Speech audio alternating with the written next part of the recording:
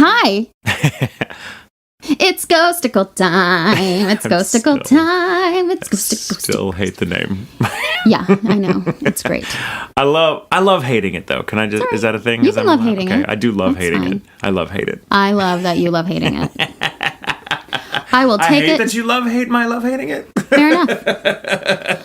I would continue that, but I'm lost already. So am I. It's been a week. It has been. It's been a week. It's been one full week.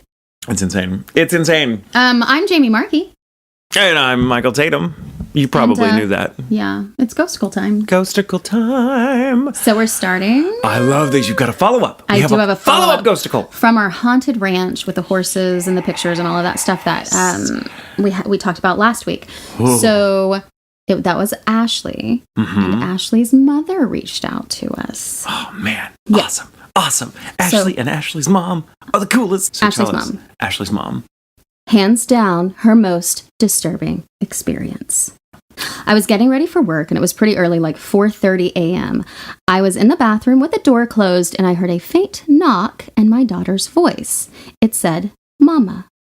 We only have one bathroom in our house, so it wasn't that unusual for her to do that, so I opened the door, and nobody was there. Then I heard it again, but it sounded like it was coming from right outside our back door. I knew there was no way Ashley would have gone outside at that time in the morning. I was so frightened I couldn't even move for a few seconds. I bolted for my daughter's room and opened the door, and of course, she was fast asleep. So I woke up my husband and made him look outside because I'm a complete coward. I get it, Ashley's mom. It's not, hey, discretion is the better part of valor. That's right. He couldn't see anything, but he definitely felt like he was being watched.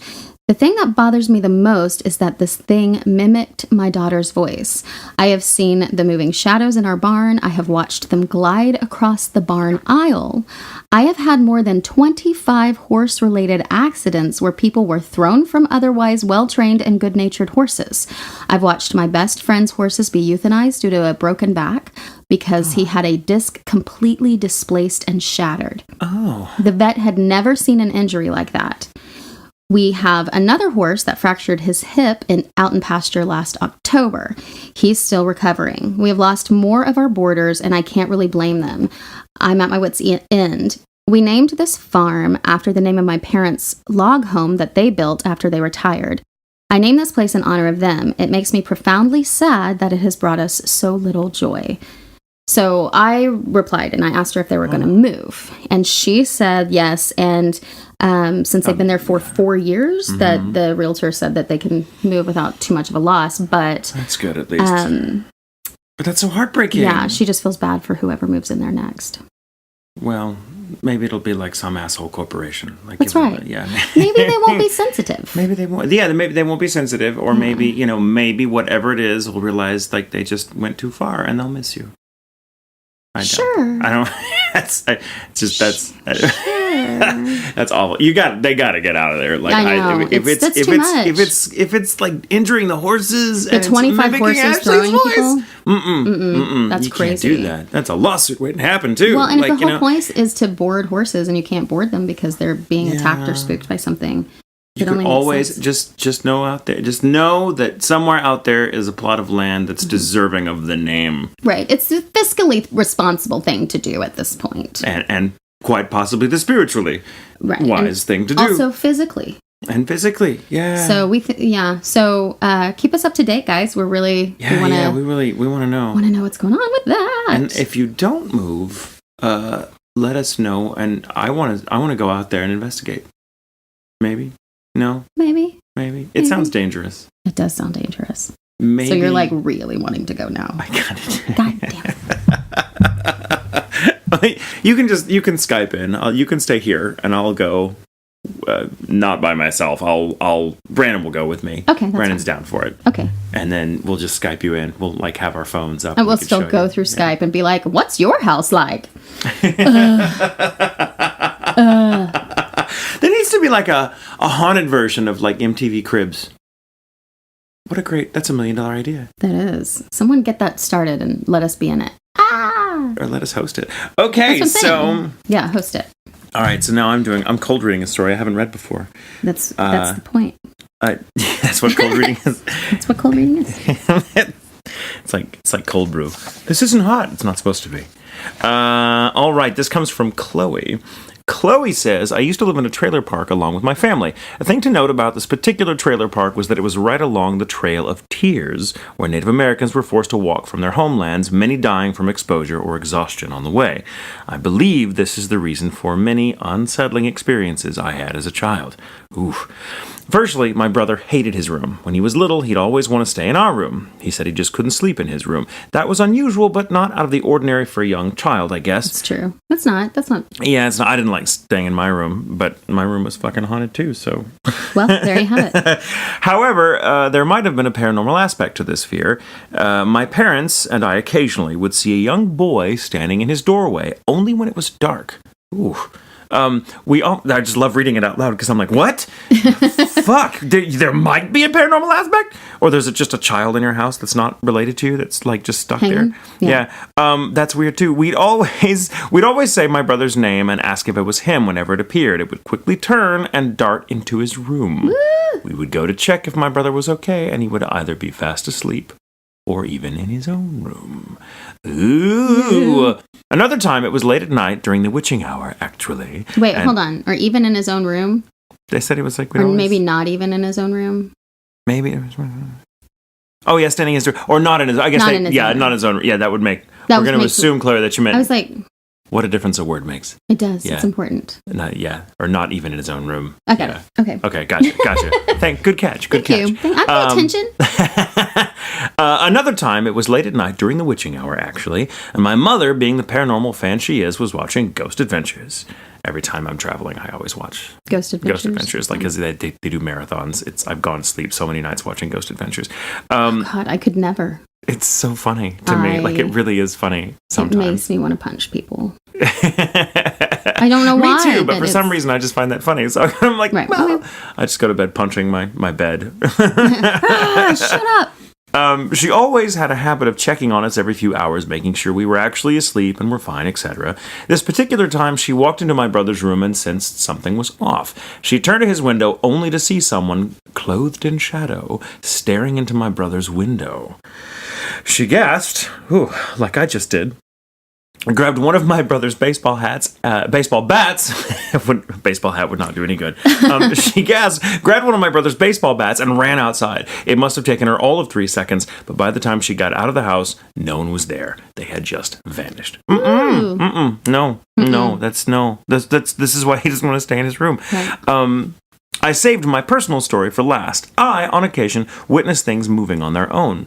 My toys would randomly come on and off when I was very little, which terrified me to no end. I still remember that feeling of being terrified. The most memorable experience of this nature happened when I was about 9. One night, I got up to get a snack. I walked into our kitchen, then froze. Next to our sink, we had a dish rack. I clearly remember silverware flying out of the dish rack, and the whole thing shook. I immediately ran into my parents' room, crying about how a ghost was in the kitchen. We moved out of that house years ago. I'm glad. Yeah, I'm glad for you.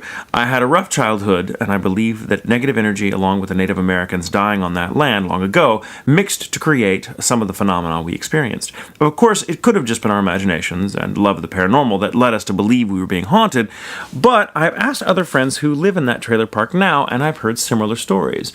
I guess I'll never know for sure, but I'll always believe in ghosts after living there. Ooh, can't blame you. That's creepy. That's some shit. That's some. Yeah, that's a lot. That's a lot. That's a lot. I would the little boy, the ghost of the little boy. Yeah. Someone said, whoever it was at the window, like that could have been a ghost, but it might have been like some creep too. Yeah. That is no less terrifying. Right. But the little boy in the doorway. That's I can just picture it. That scares just the little hairs in the back of my neck stand up on end just thinking about it. Yeah. That is Chloe, I'm glad you moved. Yes, good job. There's a lesson here. Move! Yes, Move! Ashley and Ashley's mom. That's right. They're doing it. They're gonna. Okay, so next is from Olivia. My mother always said that when I was younger, I would always interact with something unseen. When she asked me who I was talking to, I would always reply with, I'm talking to my sisters. Mind you, this was before my little sister was born, so there was no sister to be talking to. Ooh. while me, my mom, and my aunt were driving down the road, or aunt, depending upon how you say it, while we were driving down the road, I screamed for my aunt to fuck. Aunt Aunt. I screamed for my aunt and my mom to stop the car. I pointed out the window saying, there is where my sisters are buried. There was nothing but an overgrown patch of land with waist-high grass. Fast forward a few months, again, when my aunt and my mom were driving on the same road again, but they saw something that shocked them to the core. Instead of an overgrown patch of grass was an old cemetery. Oh, shit. Filled with extremely old tombstones. My aunt and mother stopped the car and got out to look around. They noticed that all the dates on them were from 1700 to 1800, and that this was a cemetery for dead children. My mother walked around, saw 2 tombstones that shocked her. On the tombstone was the names of the sisters that I would always talk to. Oh. A few years later, I went looking for and felt a strange sense of belonging there. It makes me think, if my sisters from a past life are buried, then is my past self buried there as well? Oh. I have goosebumps. I know. Doesn't that mean... Oh, you've got chills. Doesn't that mean someone's, like, walking on your grave? I think it just was a spooky story. About someone possibly walking on their own grave. On my... Like, so creepy. I want to Can you test that imagine? theory, but like just stand on your own grave and just put your foot on it and like see if it actually works. Like, oh, do I get chills? Oh, yeah. Oh my god, it's not just a superstition. Olivia, go check that out for us. That's a great story though. Like It's straight so up. good. That Can you shit's imagine great. being the mom though and being like, oh my god, those are the children that my daughter talks to? Mm. Weird. Mm. And the mom too, like having to drive by that cemetery, being like, maybe a past form of my daughter is. Yeah. Well, Very if you fair. think about it though, like break it apart, right? Mm-hmm. She saw them when she was a little girl and she said they were her sisters. Mm-hmm. Now, if she met them and they said, because she doesn't have sisters, who are you? We're sisters. Mm-hmm. Like if she saw them as spirits, right? Mm-hmm. And they said, we're sisters. Then since she didn't have any sisters, those, for a child's mind, could be like, oh, those are my sisters. Well, yeah. They're my friends. They're my sisters. Mm-hmm, mm-hmm. And so it could be that, actually, the way that a child would see that kind It's of just situation like they're just and friends, but process she's it. calling them sisters. She's calling them sisters because that's 'Cause what they they feel call like family. themselves. Yeah. Not even because they feel like family, because because that's what they call themselves. Oh, okay. Yeah. That makes sense. And so it could just be that those sisters were with her and not necessarily that they were her sisters in a past life. Yeah, okay. Just as okay. another option. Because it fascinates me how kids think about things and how they process. And so sometimes I'll hear something like recently, someone was talking about a language and that somebody was talking to and it was hard to understand them because it was a dead tongue. And immediately I was like, I can only imagine how a kid would think of that. Like, oh my God, that poor person, no one understands them because their tongue is dead. It's a zombie tongue. I bet they have really bad breath. How do they eat? What is that like to have a dead tongue in your mouth all the time? You know what I mean? Like, Yes. that's all I could think. Yes. And so I wonder if that's something. This is okay, I just had this conversation over dinner the other night, and it's out of nowhere, but it made me think of that. What's one of the weirdest things that you just thought as a child that you, like, only when you were an adult realized, oh, that's not a thing? Like, what's the weirdest thing you've ever had to be like, oh, I just thought, for mine, and I'm serious, I was probably like 13 or 14 before I really grasped this. As a kid, I could look at a map and like point to like there's Texas and there's Mississippi, so I'm just gonna skirt on over Louisiana and there I'll be, and I could just do it with my finger in seconds, and I'd be like, why does it take us so long to drive there? It doesn't take me long to point to it. Like, and I just could not make the connection. I'm like, something's going on. I think they just build roads all windy and stuff so you'll drive through things. Yeah. Like, I thought, for me, I just thought, I don't understand why it takes so long. I mean, I get it. My finger's not the same size as a car and the map is whatever, but like, is there that big of a difference? Like, I was so convinced. That's and it was, I was like 12 or 13 when someone finally had to be like, we're going to go on a road trip just so you can fucking understand how wrong that is. Yeah. and did they? They did, and I was like, okay, cool. She's like, yeah, see, it only takes you a second to do it on the map, but it took us 5 hours to get We did a lot of road trips as a kid. So, but that was before iPads and all of that stuff, so you just had to look out the window. Because I can't read either in the car. I'll get car sick. Yeah. So it was like, look, there are trees. And then if you were bored or wanted to do something else, then your mom would be like, look at the nature. It's so pretty. And it's like, it's trees. Let's play the license plate game. License plate, yeah. That's the I see something. Slug bug. Mm-hmm. Slug bug. Yeah. Someone else in this conversation was like, said that she knew someone that wasn't terribly bright, and in her 30s, like was at a party, and suddenly just walked back into the room and was like, y'all, did y'all know that y'all's belly buttons they're scars? It was news to this person who I remember something. There's a couple from songs, like misunderstood lyrics. Yes. And so there's Better Man. This is my favorite one. What did you think it was? I didn't think it was. Someone else did. Pearl Jam's Better Man. Pearl Jam's Better Man. Better Man. Yeah. Buttermilk. So it's like, I love Pearl Jam so much, and that just makes me so happy. Because you can hear find the buttermilk. It's like they're making a red velvet cake and they can't find the buttermilk. And so if I'm in that situation and I'm in the grocery store and I can't find the buttermilk, I'm always like, can't find the buttermilk. Every time. It's my favorite. Yeah, that's my favorite one. Do you have another? I do. I'm sorry. That was just... That's okay. It's good. No. There's a book of that, like one of those, a little illustrated book that came out sometime in the 90s of misheard song lyrics called "When a Man Loves a Walnut." Oh, that's good. Mm-hmm. And it has all kinds. There was another one. It had to do with Love Shack. My most disappointing one was Jimi Hendrix, like, "Excuse me while I kiss the sky," and I used to think it was "Excuse me while I kiss this guy," and I was like, "Yeah, that's right." Oh no, he just was nuts. Oh, nuts or not nuts or not. All right, so this is from Gianna, maybe Gianna. I'm not sure if I'm pronouncing it correctly, but I apologize. This isn't too spooky, but my mother had a miscarriage, and the child was going to be named Toby. Okay, not spooky, but that's a lot. It's a strong opener. When my sister was around 3 or 4, she would walk around the house looking for something. We would ask her what she was looking for, and she would reply, Toby. It, of course, spooked my mom, but she paid no mind. Soon, she would go around singing his name and have full conversations with Toby. We would be in public, and she would look to her side, talking to Toby, who is frickin' dead. On her 5th... I love that. Frickin' dead. On her 5th birthday, she stopped. After that day, she never remembered anything about Toby. Not so spooky, sorry. Yeah. It's pretty spooky, Jonna. Pretty spooky. Yeah. Like... Yeah, like...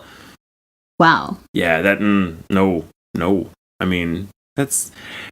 Just makes you wonder how much we forget when we're kids. I know. How much... Like, just the way we see the world and, like, the things that we're open to... How much of that, like, so much... I mean, I know we add to it as we get older, like, we collect wisdom and experience and all that, but just in terms of just abilities and openness and all that, like, how much of that... And acceptance. Like, how much of that do we just... Like, 80% of it's probably gone by the time we're in our teens. Yeah. You know, if not sooner, because we're just like, oh, no one else believes it? Okay, I guess. Well, I'll shut up talking about it then, because no one will take me seriously.